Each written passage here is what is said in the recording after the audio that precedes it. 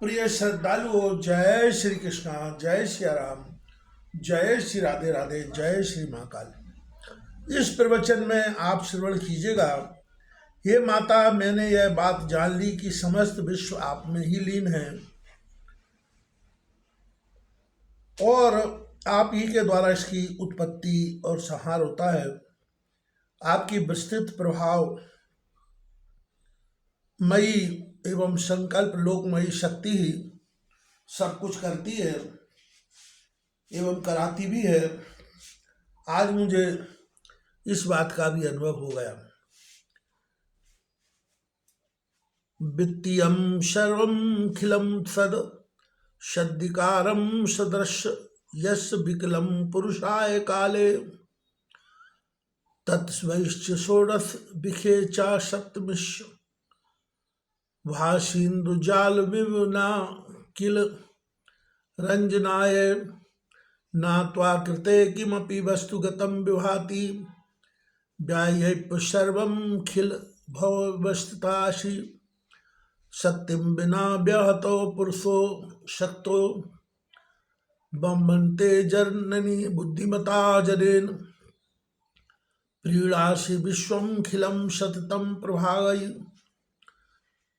स्वयि तेजसा च सकलं प्रकटीकरोषि अच्छेव देवी तरसा किल कल्प काले को वेद देवी चरतम तब वैवशन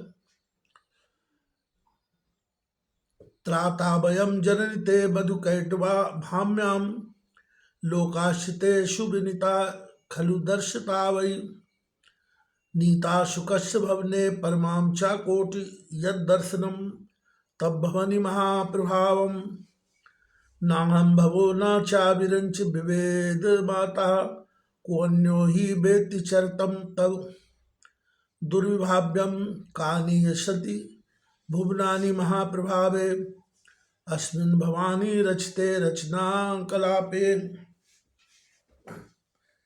इस सत तथा असत स्वरूप समस्त जगत का विस्तार करके उस चेतन पुरुष के उपयोग के लिए आप दृष्टा बन जाती हैं।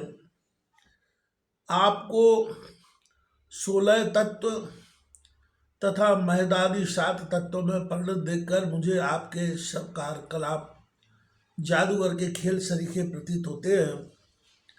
हे माता, जगत की सब वस्तुओं में मुझे आपके सिवाय और कुछ भी दिखाई नहीं देता। आप ही समस्त भूमंडल में व्याप्त होकर विराज रही हैं।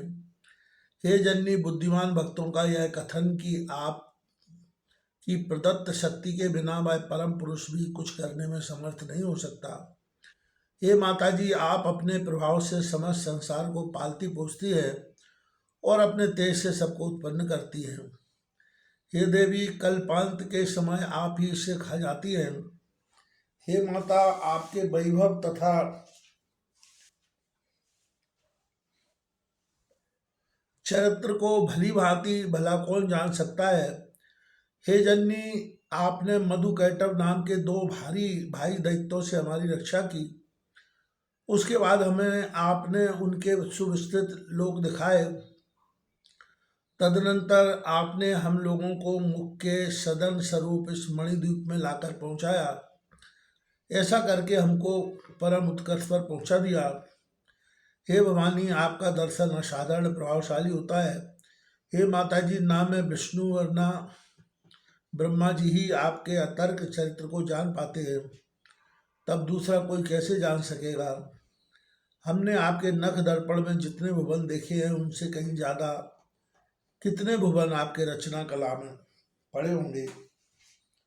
अस्मावीरत्र भुवने हरिरण्य एव दृष्टः शिवा कमलजा प्रथित प्रभा अन्येषु देवी भुवनेषु न शन्ति किं ते किं विदेवी विततं तव सुप्रवृत्तम्।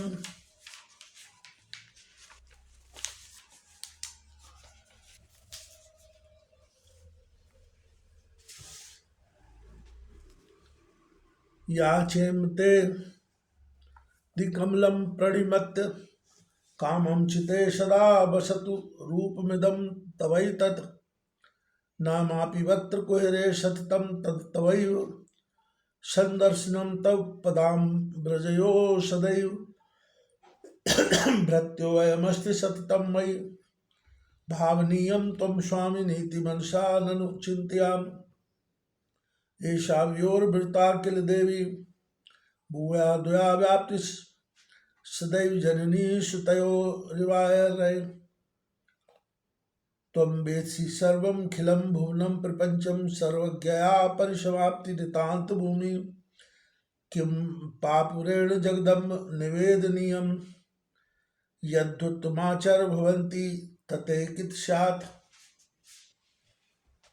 हमने आपके इस लोक में दूसरे विष्णु शिव तथा विस्तृत प्रभाव संपन्न ब्रह्मा देखे हैं। हे देवी वे क्या अन्यान्य लोकों में न होंगे। हे देवी हम आपके लोक विख्यात प्रभाव को कैसे समझ सकते हैं। हे अम्बे हम लोग आपके चरणों में मस्तक रखकर यही वरदान मांगते हैं कि आपका नाम उच्चारित होता रहे और हमारे नेत्रों को नित्य आपके दर्शन प्राप्त होते रहे। हे माता ये मेरे सेवक हैं, आपकी यह भावना हमारे प्रति सदा सर्वदा बनी रहे और मैं सदा आपको अपनी स्वामिनी समझता रहूं। हे देवी हे आर्य सदा हमारा और आपका संबंध माता पुत्र का रहा करे। एक जब में आप समस्त लोकों के प्रपंच की को जानती हैं, क्योंकि जहाँ सर्वज्ञता समाप्त होती है आप उसकी अंतिम भूमि है। हे भवानी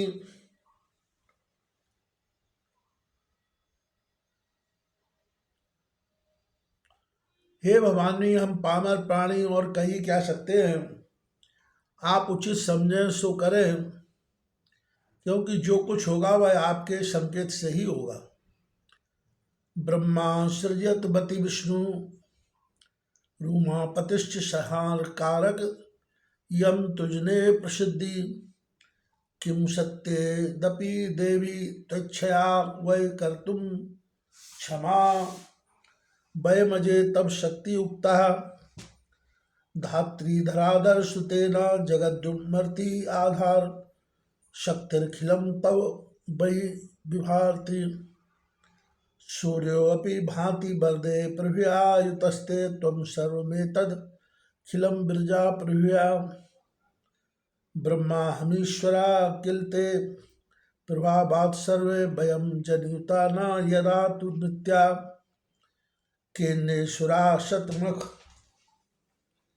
प्रमुखाश्च नित्या नित्या त्वमेव जननी प्रकृति पुराणा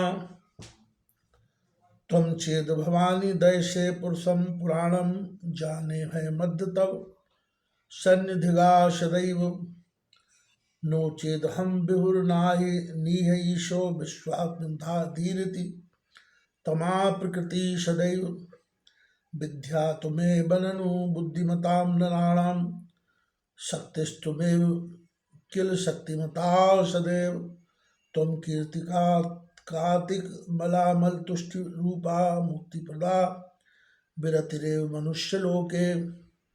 संसार में ऐसी प्रसिद्धि है कि ब्रह्मा जगत की सृष्टि करते हैं और शंकर भगवान इसका संहार करते हैं, किंतु हे देवी क्या यह लोक प्रसिद्ध सत्य है। हे गिरजे सत्य तो यह है कि हमारा आपकी इच्छा से और आपकी शक्ति पाकर ही सब कुछ करते डरते। हे बरदे आज जगत दात्री होकर अपने शरीर से इस संसार का पालन पोषण करती हैं। आपकी अपार शक्ति के सारे ही सारा संसार टिका हुआ है। हे माता सूर्यदेव आपकी प्रभा से आकाश में प्रकाशमान होते हैं और आप अपनी निर्गुण शक्ति से समस्त भुवन मंडल को विभाषित करती हैं। ब्रह्मा जी, मैं और शिव ये तीनों आपके प्रभाव से ही जन्म पाते हैं। हम नित्य नहीं हैं तब भला इंद्र आदि अन्य देवता कैसे नित्य हो सकते हैं? वास्तव में आप ही सबकी जननी नित्या पुराण प्रकृति है। हे भवानी, आप नित्य पुराण पुरुष पर सर्वदा दया भाव बनाए रहती हैं। इस बात को मैं आपके समक्ष आने पर ही समझ सका, नहीं तो वह पुराण पुरुष अपने को सर्वव्यापक, अनादि, अनीय, निष्काम और सर्वेश्वर समझ बैठता और अहंकार से परिपूर्ण होकर सदा के लिए नष्ट हो जाता। हे माता, आप बुद्धिमानों की विद्या और शक्ति संपन्न पुरुषों की शक्ति है। आप ही कीर्ति, कांति, कमला और निर्मल तुष्टि स्वरूप भगवती है। आप मनुष्य लोक में प्राणियों को मुक्ति देने वाली विराग है। गायत्र श्री प्रथम वेद कला त्वमेव स्वाहा स्वधा भगवती सगुणार्ध मात्रा आमना एव बेहतो निगमो भगवत्वयि संजीवनाय सततम सुर पूर्वजानम मोक्षार्थमेव रक्षम खिलम प्रपंचम तेषाम गता खलयतो ननु जीव भावम अंसा अनादि निधनस्य किलांधस्य पूर्णार्वस्य वितता ही यथा तरंगा जीवो यदा तु परिवेत्ति तवैव कृत्यं त्वं शयरस्य खिलमेतदिति प्रसिद्धं नाट्य नटेन रचितं वितथ्येरन्तिरङ्गे कार्ये कृते विर्मसे प्रथित प्रभावा त्राता त्वमेव मम मोहमयाद भव बदेस्ताम्बिके सततं मेमि महार्तिते च रागादिभिर्विरचिते विनथे किलांते मामे विपाय बहु दुख करे च करल काले नमो देवी महाभेमे नमामि चरणों तव सदा ज्ञान प्रकाशम मे देहि सर्वार्थ देशिवे। आप वेदों की प्रथम कला गायत्री है। आप ही स्वाहा, स्वधा, सगुणा और अर्धमात्रा है। देवता आदि सभी प्राणियों के संरक्षण तथा मोक्ष के लिए आपने आगम और निगम की रचना की है। उनके मोक्ष के लिए ही आपने इन सब प्रपंचों का निर्माण किया है। जैसे पूर्ण समुद्र की उठती हुई तरंगें उस समुद्र का ही अंश होती हैं, उसी प्रकार आदि अंत हीन ब्रह्म के जो जीव रूपी अंश है, उनको मोक्ष प्राप्त कराने के लिए ही आपका शास्त्र विधान बना है। जब जीव को यह ज्ञान हो जाता है कि एकमात्र आप ही कर्तृत्व तथा संहार शक्ति है तथा विश्वविख्यात महिमामयी आपकी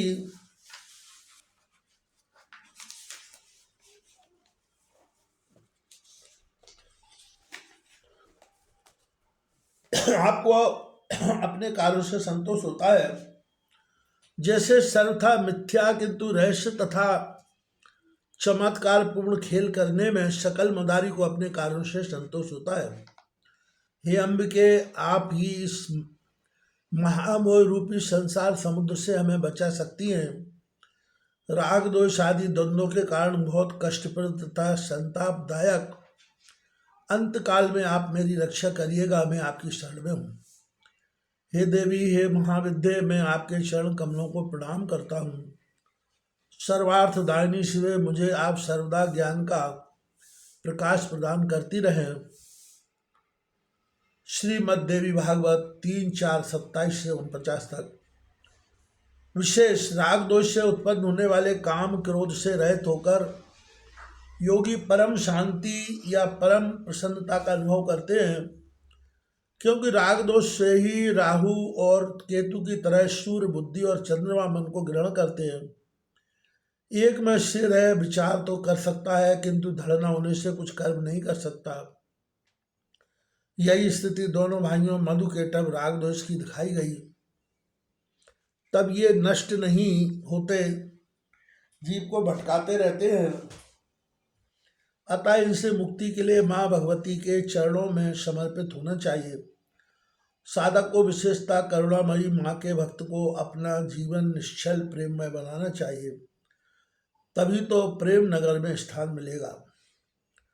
प्रेम नगर में जाना है, जो शीर्ष तली पर धर न सके वह प्रेम गली में आवे क्यों। जिसे प्रेम नगर में जाना है, यह संसार चित्त भरमाए क्यों। हमें काम क्रोध से बचना है, यह माया की सब रचना है।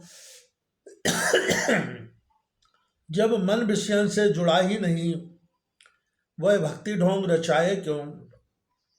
जो प्रेम नगर में रहते हैं उन्हें लोग बावला कहते हैं। जो ताने जग के सह न सके, फिर प्रीतम से नयन मिलाए क्यों। जो प्रकाश प्रेम का पा न सके, वह इष्ट देव अपनाए क्यों।